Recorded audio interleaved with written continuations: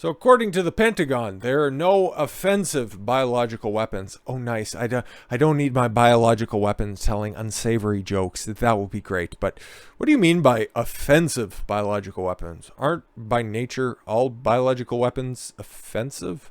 Like, I'm not entirely sure that there are any defensive or neutral or special teams biological weapons. Like, what do you mean by offensive? Ones that you can drop out of a plane, ones that you can use for false flag. Anyways, there are no offensive biological weapons in the Ukrainian laboratories that the United States have been funding, according to the United States government that have been funding the Ukrainian laboratories. Good to know. Oh my God, Pentagon officials told Congress on April Fool's Day. I feel like I should have a rainbow wig and a big fucking red nose when I'm reading shit like this. Deborah Rosen... Oh, whatever. Assistant Secretary. Oh, good. At least she's a Secretary of Defense for Nuclear, Chemical, and Biological Defense Programs. Why? Told the House Subcommittee on Intelligence and Special Operations on April 1st that there are unequivocally no offensive biological weapons in the Ukraine laboratories that the United States had been involved with. And then a couple minutes after that, Anthony Fauci came back out and said, we are not funding any gain-of-function research in the Wuhan lab. The Pentagon funds labs in Ukraine through its Defense Threat Reduction Agency, DTRA. Cool. A support agency within the Department of Defense for countering weapons of mass destruction. And the United States and Ukrainian officials both say the labs seek to prevent bioweapons and pathogens. Okay, cool. So that's just the lab. Okay, the ones that are in Ukraine. Okay, they just work on the vaccines for the offensive biological weapons. Whoops. According to the Pentagon fact sheet released in March, since 2005, the United States has invested approximately $200 million in Ukraine, supporting 46 Ukrainian laboratories, health facilities, and diagnostic sites. Well, the offensive weapons aren't in the laboratories. What about the health facilities and diagnostic sites? They aren't in the laboratories. Okay. Biological Threat Reduction Program has improved Ukraine's biological safety, security, and surveillance for both human and animal health. Why did you add that animal part? Oh, what are you working on here? However, Russia has in recent months accused the United States funding laboratories in Ukraine for developing biological warfare weapons. Why would you make such reckless allegations? It's not like there's a documented past of Americans doing just such that. Such allegations were being aired on Russian state media even before Moscow's invasion of Ukraine on February 24th. Yeah, because they were probably concerned about their neighbor doing some fuck shit with biological weapons. Doesn't that seem pretty reasonable? But yeah, no, don't listen to any of that. There's no biological weapons there whatsoever. Putin's just a war criminal because this very real, quote-unquote, genocide was happening in Ukraine. Or specifically in, I don't know, fucking Budar or Bugan. I don't know, Bucha, whatever. Yeah, if this is legitimate, this is pretty fucking horrific, but... come on, dude. Fucking more. It's a day that ends in Y, and the Ukraine-Russia conflict is still exactly the same way that it is. Ukraine has state-organized all media communications. Zelensky is still the one giving his fucking speeches to everybody who will goddamn well listen.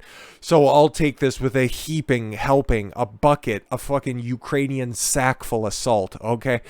Ukraine calls for Putin to face war crimes trial as violent images from Ukraine's Bucha surface.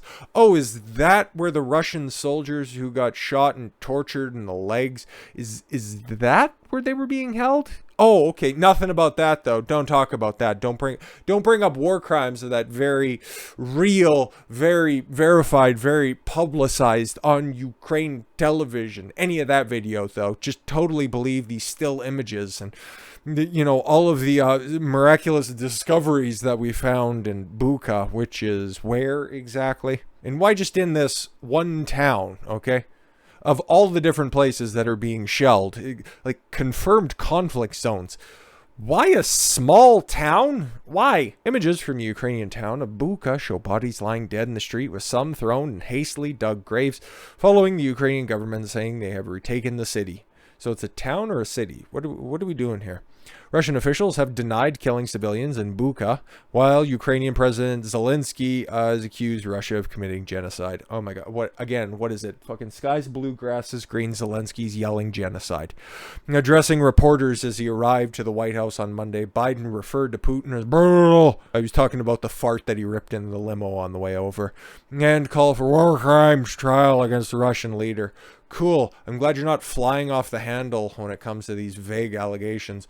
Biden's a criminal. What's that? Putin's a criminal. All right. You want to talk about Burisma? Shut up. You're a criminal too. Addressing reporters. Oh, I'm sorry.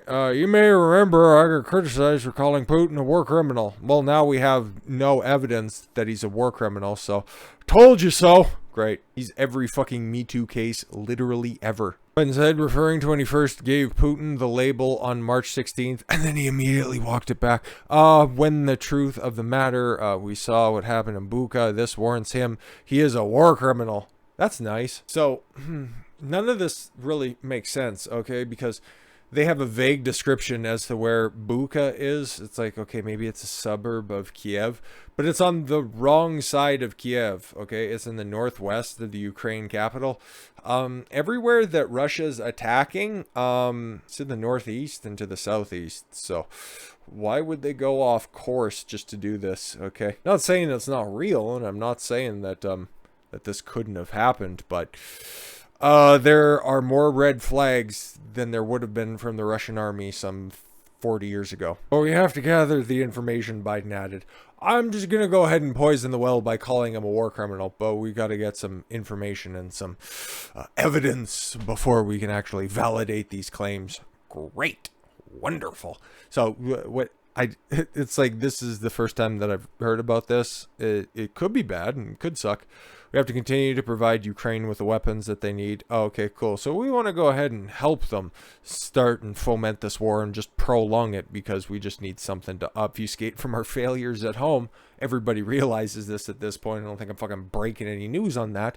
But no. The Russia, Ukraine, war criminal, Putin's a bad guy. That's great.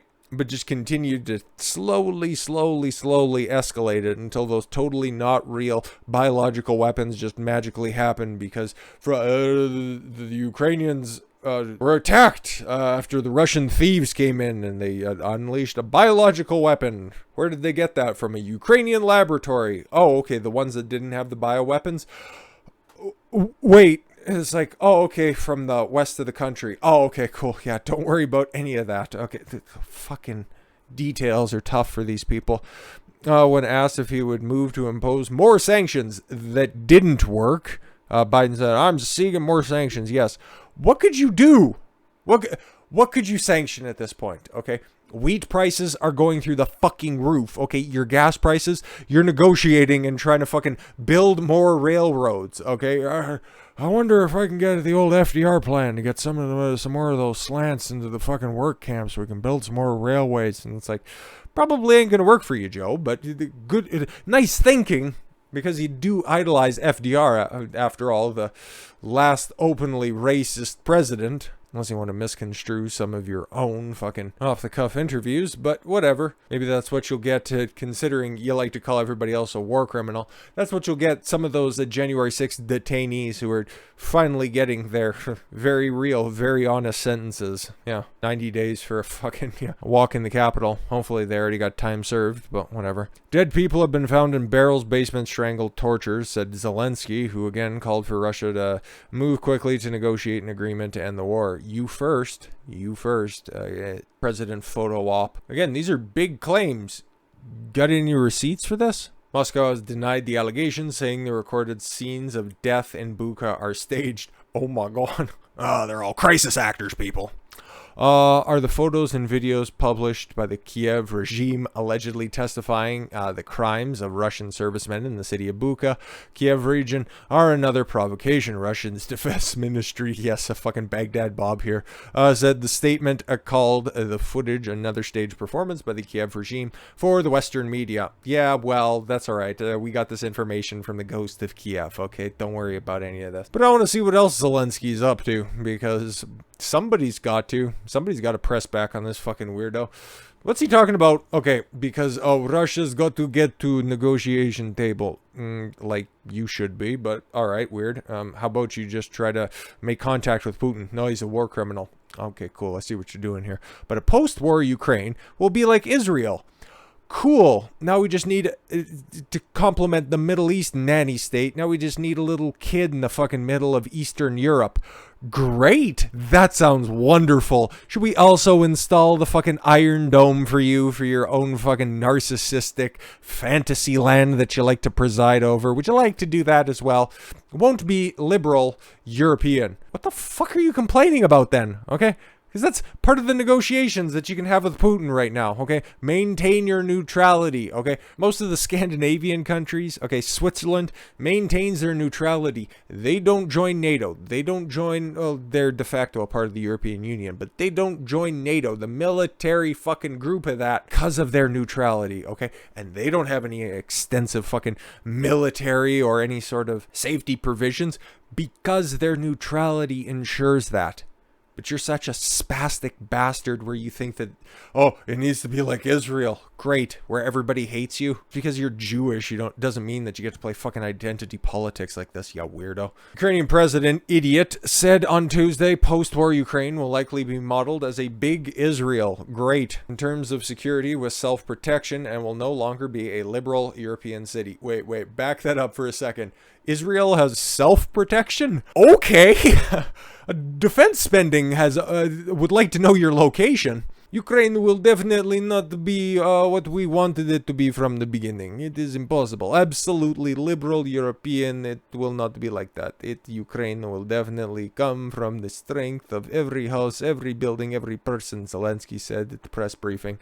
You think, okay, I understand what tone and tenor you're trying to use liberal in, but I wouldn't classify the European Union as being a part of that liberal in the most, well, literal sense. You mean leftist. You mean globalist.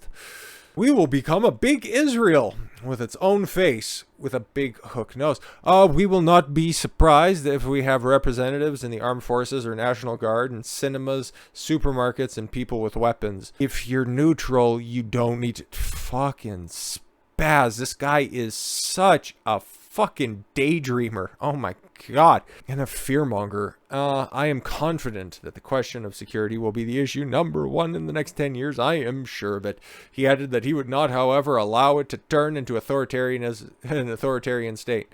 No, we're just gonna, okay, listen, we're just gonna dabble into his fucking daydream here for a minute. We're gonna have, Ukrainian forces, every street corner in front of every large gathering facility, but it won't be an authoritarian dictatorship. Okay, because it's impossible in Ukraine. What? How? An authoritarian state would lose to Russia, says the authoritarian right now, who, by the way, canceled how many political parties as well? Huh? According to Israeli ambassador to Ukraine, Michael Bucha, Zelensky's remarks are not new. Oh. Israel has always been the role model for Ukraine, at least in terms of security and self-protection. Self-protection, by the way. Zero self-awareness. Ukrainian ambassador to Israel, Ingevi, whatever more names, told the newspaper in Kiev that Kiev did not allow itself to rely on international security pacts like those received after its nuclear disarmament. Yeah, you just went directly against that. You started to negotiate with NATO and the European Union.